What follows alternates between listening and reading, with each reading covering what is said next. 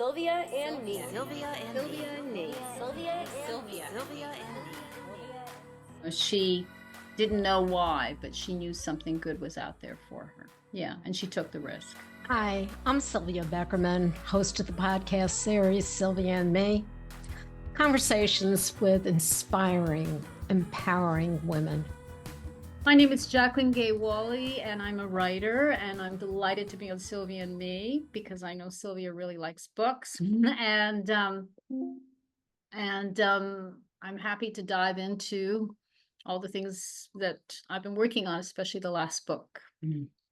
Well, gay, because I believe that's what everyone calls you, and I love that word. I mean, it's just joyful, gay, and you are a writer. You've written 8 books, plus number 9 is called The Wah. And not only have you published now 9 books, 2 plays, 1 movie, the erotic Fire of the Unattainable, which I thought was fantastic. And it won 6 international film festivals and is now on Amazon Prime. Plus, The Wah is USA Today called it a bestseller. So, and I think it is. So tell us what the Wah even means, because Yes, it's true. Nobody knows what it means. no, I mean, you know, Yeah, no, I had to look up to find out how to pronounce it. The wall, yeah. The Wah is what the sub-Saharan nomads, the sub-Saharan nomads call the ultimate oasis, the perfect place, so to speak. And my book doesn't take place anywhere near the sub-Saharan desert, but it is about psychological nomads. It's about people who are a little bit different. They follow their own voice. They follow their own way of living. And my main character, envisions this place on the coast of England that's very beautiful. And she follows that vision. And in doing so, she transforms herself from maybe being a little bit resistant to relationship, and maybe just she gets purified by the beauty of the people there and the beauty of the place, and the beauty of spending a little time alone away from the cacophony of our lives. And she changes. She transforms into loving life in a full way. Okay, well, I want to back up a little, because what you've said just now is such an abundance of what life is about, of what we're all looking for, whether we know it or not. This is a woman who has what most people would call a full life in New York City. She's a writer. She has an apartment. She's always busy. She has a boyfriend, although what a boyfriend, you know, they don't live together. It's not what most of us would have grown up on as love and we're going to be together and so on. So, as you said, she goes to this small town in England, but she has no idea really why she's going. Right. And that's a very good point. And in the book, she's often asked, why are you here? And she always gives a different reason, because she's kind of unfolding as she's there. She's learning why she's there. Well, again, she comes from, if anyone has lived in Manhattan or seen a movie about it, there's movement, there's noise and whatnot. And she goes to this small town and she falls in love with this tiny little loft or house attached to it. And it's teeny tiny, where she could barely fit in the loft where she sleeps. And the first night is total silence, which I know that people have come. I live in Connecticut. You have people coming from New York who might, and I'm not out in the whatever, but they'll go to a place and they won't be able to sleep because there's so much silence. Right. I think I say in the book that she wakes up from the silence. It's just so, yeah. And it's a journey. In her journey, looking for, again, she has no idea. She doesn't know why she left. She doesn't know what she's looking for. but I think through a theme throughout is trust, and which is very difficult for so many of us to not only learn how to trust. No, it's learn how to trust, because we can go into the weeds of it, but it's learn. Mhm. And she meets some absolutely remarkable people that she has never really either taken the time to meet. Her life has been so rushed, as is the pace in Manhattan. So tell us a little bit about why you chose some of the characters that you chose for her to meet. Well, you're right. She has this very, very full life in Manhattan. She has a boyfriend that is not really committed to her, or it feels that way. And she goes to this beautiful place, and she I chose the three characters because, first of all, well, let's deal with her landlord is one of them, Yes. who rents her this tiny, tiny place on her land. And I wanted to show by that we don't need all the things we think we need. You know, that, and she's really, you mentioned trust. It's true. She doesn't really know she's looking for that, but she is looking for that. But she is looking for authenticity. She's fed up with the news vehicles of, like, you know, hatred, and she's fed up with just the noise of not being able to hear your own soul. And so her landlord, who she becomes fairly close to, is going blind, but is a person who's sort of in dialogue with God. And she's the main character is a little bit, you know, that's not quite her thing exactly, but she admires this landlord for her depth, her internal, her very rich internal life. And then she meets this supposedly 100-year-old tennis player. She plays tennis. And he's like a Roman senator. He's still tall, he's still vibrant, and she can't believe that. And she gets to know him. He's a lord. He's a lord in England, and he lives in this beautiful place, and he invites her around, and they have these conversations that are deep without giving away too much about themselves. And in fact, he's hiding something, which is that he's quite an august person, that he's not boasting about that. And she becomes vulnerable with him, not in a romantic way, but No. in showing herself. And a lot of the book has quite a bit about loving music in it. And he decides, she gets hurt while she's there by the boyfriend in New York. And he says, well, I'll come and take piano lessons with me. And so she does, and she learns certain things through this whole experience of spending a little bit of time with him. She learns about herself, and she learns about him, and he's quite marvelous. Then she meets a man who is very different than the man in New York, who is also, none of these characters boast about themselves. They actually reveal themselves very slowly, and you find out they're far more impressive than they ever let you know. They're reluctantly, they let you reluctantly find out. And she meets this man, and what she's very taken with is that he's silent. He's quiet with her. In fact, she meets him the very first day at the dock, and he carries her bag for her up to the little house once she's found it.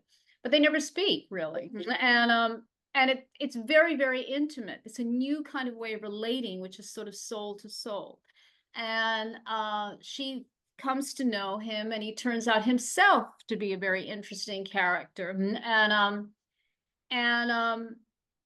And you know, he's clearly attracted to her, and she's attracted to him, but they're both frightened, and because they've got backstories. And so they come together rather slowly and gently and diffidently at times. And then they do come. She learns to trust, as you said, with him. So, and it's not that you get the feeling she's going to be there the rest of her life, never leave that island. She looks like she's going to go back and forth to a certain extent because she has a career. But so really the book is about going into your real self, encountering your real self and giving yourself what you really want. And that's kind of a theme of the book, that she has this image and she follows it. But that image actually leads her to what she really wants, even though at first she doesn't even know that's what she wants. No, she doesn't. And that's the thing. As you said before, every time somebody asks her, because they're curious as to why she's there, the neighborhood pub, everyone knows everyone, like Cheers. It's because it's a small town and they're all friendly and they're all curious. And I've heard you say before, and in this, she finds gifts, the gifts of music, love, dignity, solitude, and then community, which she never really had before. No, And because what I love about these characters is as this woman is finding herself without even realizing that's why she went there, because she had no idea. right.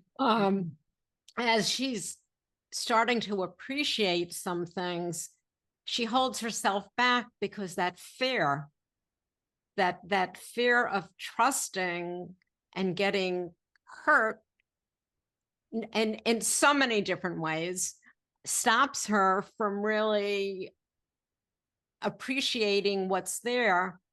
And in a way, it's so much better because now it's time. It's not a question of all of a sudden falling in love with the place, loving her landlord, and falling in love with the man. In fact, the older man who gives her piano lessons, before that, as you said, she met him playing tennis. One of the things he says to her is, "You never finish anything." Yeah. Because she doesn't think she can. Yeah. And no, and the other thing about the characters, I think, and you can tell me if you agree, they don't psychoanalyze her, or they don't even intrude. They're very delicate. They know what's going on better than she does almost. But they, through kind of teasing and warmth. Oh, there's a guy that runs a coffee shop. They're all sort of, rooting for her. They're giving birth to her in a new way, but they don't psychoanalyze. They tease her. They're very delicate. And I was very, people say, well, why did you set it in England? And I think it's partially because the British, or my imagination, that type of British, they're not, Americans would say, well, what's going on? But the Brits are a little bit more reserved. They let you play a card, then maybe they'll play a card. That's why all these relationships have room for opening up, nobody's being aggressed. They have room for opening up, and the real stuff comes out on everybody's part. And that is, with self-reflection and growth, if somebody gives you the space, it means so much. And it's helpful. It's helpful not only in your own growth, but it's helpful in the people who are giving you that space to learn more about you. Well, they all end up finding something too. Exactly. And that's it. And that's the beauty, because it's not just a story of the woman who left Manhattan to this small little. She kind of has thoughts about Sir Leo, her landlady, the guy she really falls for. But they're not there talking about themselves, and she's not intruding and asking. And the beauty of this story to me is allowing people the time to learn about one another, to find that trust. And it makes a relationship so much more meaningful, lasting. And again, we're not talking about a romantic relationship and all these relationships. No, and Community is, you're absolutely right. And they all raise each other. They all raise each other by giving each other the dignity of who they are. And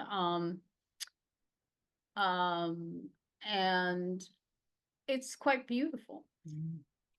it is. And in today's day and age, it's something we could all not only use, but learn from. Yeah, it's interesting. The book has a kind of people have commented that there's a lot of wisdom in the book, and these characters came to me, and I miss them. It's like it's interesting. I feel like I was living with them, so it's in. Well, as a writer, how could you not be, especially since you get into their head, you have to be living with them. Yeah. The way it's written, I can't imagine you not. Yeah. There is one, let me see if I can find it. There's one sentence towards the end of the book. The Oasis was inside here. Yeah. I got up, still tears in my eyes, and kissed Sir Leo, and then kissed Lucia and left quietly and walked down the cypresses, still crying, so happy. As I walked by the water, I thought, what are you so happy about? And I got an answer that was so entirely new for me. You're not alone. To me, that just sums it up. It's so, the characters are so, they mature into people we would love to meet, people we would want to have around us. Exactly. And they're generous souls. They're generous, Lucia's always leaving her little treats in the house, like she's some kind of a cat or something. So Leo gives her these lessons and these kind of evenings that are very beautiful, and Skeen, kind of gives her what she needs. And and George is all, brings her, they're all kind of, everybody's giving each other something, and it's quite lovely. And what I like is that you do bring in her boyfriend. Yes, he from comes. New York. Tell us why you brought him in. I have a pretty good idea, but I'd like to hear you tell us why you brought him in, and well, I did what in I that did. in that mix of people who are so different. Yeah. Well, I did it because I wanted to show the counterpoint. He's a kind of a Wall Street guy who's like, let me take whatever I can take, and he says to her landlord, what do you do here? And she was like, you just be, and I wanted to show the counterpoint of the two worlds. And when he comes, he shows a not very pleasant part of himself. And she finally comes to terms with that. And that, of course, frees her to move on and towards Skeen, the other guy. But not that he was on the table before that, but she now realizes he's not really there for her. And I wanted to just show that I'm a little bit I was just showing that, takers, it's not going to do it. Not going to do it. Yeah. And as much as she, and the thing is, she tried and tried and tried over all the years that she was with him. And even while she was in her tiny little place, she was thinking that maybe she'd given up something, that maybe she didn't belong in this tiny little place and needed to go back. Right. And I think the way you brought him in at that point in her life finally opened her eyes and opened her soul to the revelation that that's not what she wanted and she deserves more. Yeah. exactly. So that's why I brought him over there. And again, the whole story, the whole book is about self journey. Yeah, it's definitely a self journey, and she has a kind of a kooky mind, as you know, and so she's She's always, fun. She's yeah, fun. she is a little fun, and so she has, so she takes these walks, so we see her, responding to the place itself as she walks and what it kicks up, and so there's a lot of activity going on in the book without a lot of activity. Exactly. Yeah, Exactly. Because one of the stories is, she's a writer, and now all of a sudden her publisher wants to, or her agent, they want to take 6 of her stories and put them into a collection. And whereas it sounds really great, oh my word, she doesn't really think it's going to happen. Who would want it? But some of these stories take place much earlier, years before. So how does that affect a person and all of a sudden what might be what you've been looking for all this time, yet it's a little fearful because what it might all of a sudden reveal. Yeah, that is a strange part of the story. She's frightened of encountering her younger self because, as she tells Skeen, I was cruel. I did things. She doesn't really like her younger self that much, and so she's like, oh, these books are going to come out. I think she says she wishes they were coming out in another language, and she's frightened of being revealed, and with that, yeah. And stories, they connect us, and I love that. People don't understand that storytelling is something that we need to hold on to, because as you as a writer are writing these stories and people are reading, everyone will pick up something. Yeah, I think, stories are a great way to learn about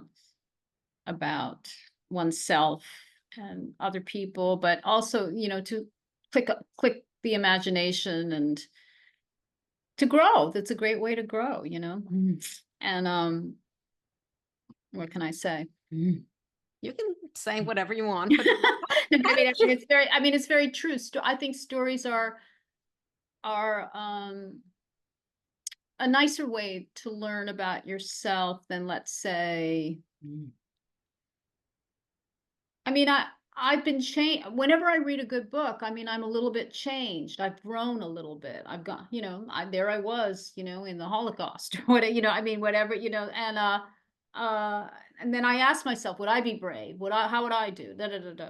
And I think this is a great way of expanding ourselves, stories, and. What made you start writing? Well, the literal reason I started writing was, I think I was about 8, and I was extremely upset with my mother, and I went down into the basement and wrote a damning short story about her. But that was the beginning of my literary career. Okay. But I always knew that that was it for me. I always knew that writing was. I was never, I think I was always a huge reader, and I must have lived in my imagination a lot. And that was it, So in my 20s, I was a little bit too mixed up. I think I published a short story, but I was not able to work diligently. I was sort of all over the place. And then in my 30s, I got serious. Okay. And your books are about relationships. Yeah, they are. Yeah. Yeah, they are. How does your latest book differ from? Oh, that's a great question. You mean The War? Yeah, The War. Such a great question. The War is different than the other ones. The other ones, I took a specific problem of relationships, and of a relationship. They each have a different problem, and I built a story around it. The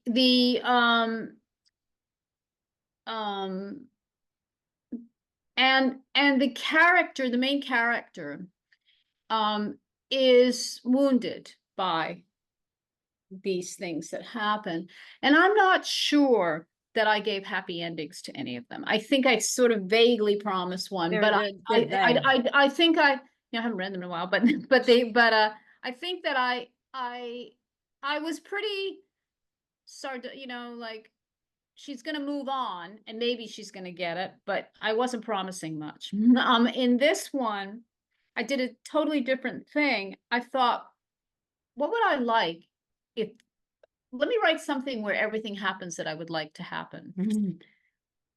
So this one has a whole different feeling. It has a much more, I think it, I mean, it's it's not about past hurts, or she's hurt by the boyfriend when he shows up, but she bounces back pretty quickly. I mean,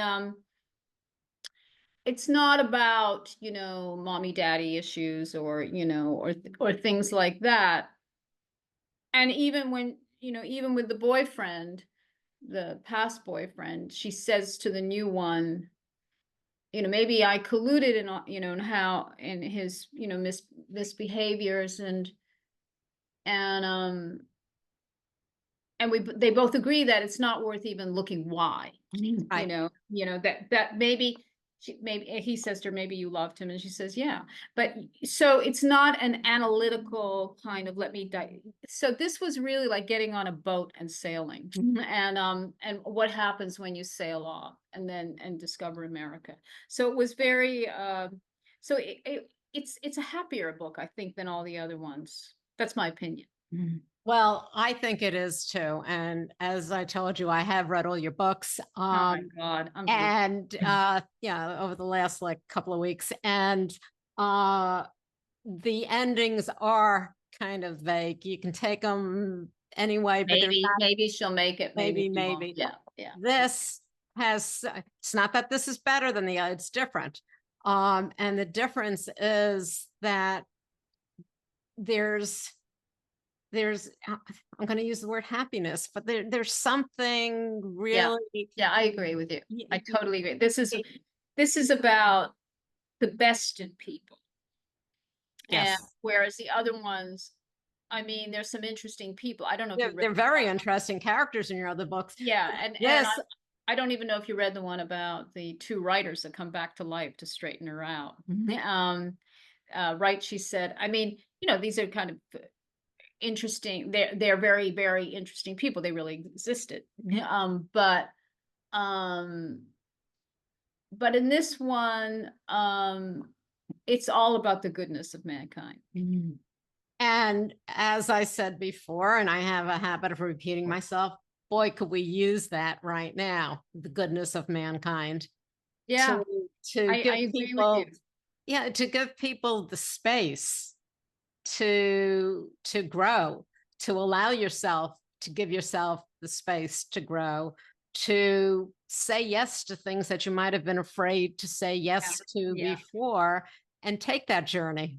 And that's the dedication in the book. I don't know if you noticed it, which is kind of, it sort of says that. You have it there. This book is dedicated to all those who believe there's always something good out there for them, and it just takes saying yes. Yeah. And that's kind of what I was up to with that book. She didn't know why, but she knew something good was out there for her. Yeah. And she took the risk. So what would you, two things, what should people know about you that they might not know? And the other is, what would you like to have people come away reading with? Yeah, that's lovely. Well, I'll answer the second one first because it's easier.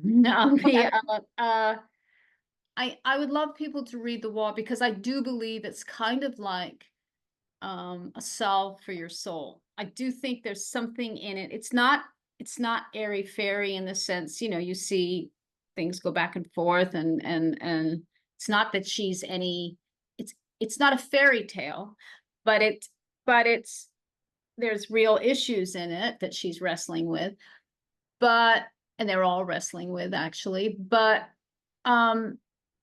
it's kind of, it's a solve for the soul because it defaults to beauty of place, music, people's best parts of themselves, and connection, and all while, you know, seagulls are flying around, and people are being nice to each other. And I think that's what you're saying, you know, Yes. and we don't, and she, that's on her mind a lot. She's constantly upset about, you know, what she's seeing the world turning into, this sort of, as she calls it, a French digital revolution, you know, where people attack each other all the time. And she's like, so it's really about,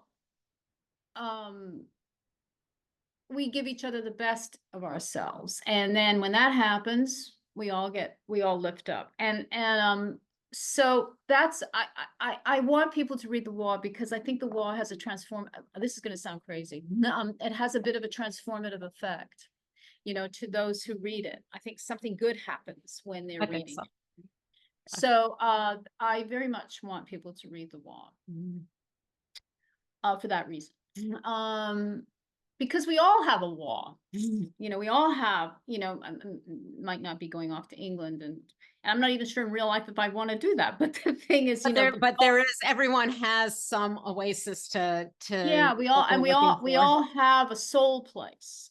Yes. You know, and it doesn't mean we have to move, or it doesn't mean we have to leave where we are, but we got to go to that soul place. And so, and then good things happen. What do I want people to know about me that they don't know? Well, most people don't know much about me anyway, but I